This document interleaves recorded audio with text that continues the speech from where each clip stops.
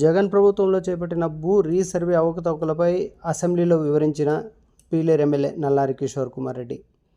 జగన్ ప్రభుత్వంలో చేపట్టిన భూ రీసర్వే అవకతవకలపై అసెంబ్లీలో టీడీపీ జాతీయ ప్రధాన కార్యదర్శి పీలేరు నియోజకవర్గం శాసనసభ్యులు నల్లారి కిషోర్ కుమార్ రెడ్డి గురువారం మధ్యాహ్నం 2 గంటలకు అసెంబ్లీలో ప్రస్తావించారు. గత ప్రభుత్వంలో భూ రీసర్వేలో అనేక సమస్యలు రాష్ట్ర వ్యాప్తంగా ఉత్పన్నమయ్యాయని తెలిపారు. భూ రీసర్వేలో పొలం ఎక్కువగా చూపిస్తున్నారని, అయితే ఫీల్డ్ పైన భూమి తక్కువగా ఉందని తెలిపారు. అదేవిధంగా పీలేరు విషయంపై అధినేత చంద్రబాబుకు గతంలో వివరించామని తెలిపారు.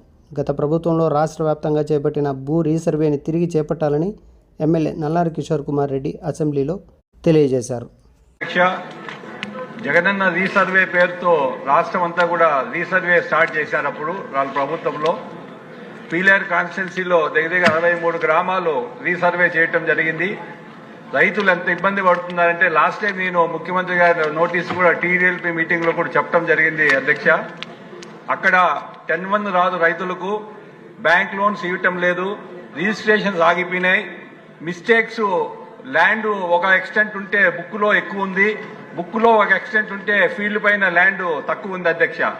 కాబట్టి జగనన్న రీసర్వే ఏదైతే రాష్ట్రం అంతా చేశారో, ఎస్పెషల్లీ పీలేరు కాన్స్టిట్యున్సీ అన్నమయ్య జిల్లాలో కూడా చాలా మిస్టేక్స్ ఉన్నాయి. నేను ప్రభుత్వ దృష్టికి తీసుకెళ్తున్నా రెవెన్యూ మినిస్టర్ గారికి.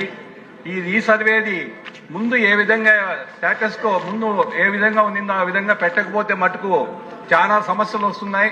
ఏదో బిడ్డల పెళ్లిళ్లకు భూములు అమ్ముకోవాలంటే కూడా రిజిస్ట్రేషన్స్ చేసే పరిస్థితి లేదు ఈ గ్రామాల్లో. పీలేరు కాన్స్టిట్యున్సీలో 63 గ్రామాల్లో ఈ జగనన్న రీసర్వే పేరుతో అన్ని మిస్టేక్స్ చేయటం జరిగింది. కాబట్టి నేను ప్రభుత్వాన్ని కోరుకుంటున్నా, అది ఇమీడియట్ గా కలెక్టర్ గారు కానీ, రెవెన్యూ డిపార్ట్మెంట్ కానీ, మంత్రి గారు యాక్షన్ తీసుకోవాలని మీ ద్వారా విజ్ఞప్తి చేస్తున్నా అధ్యక్ష. Thank you.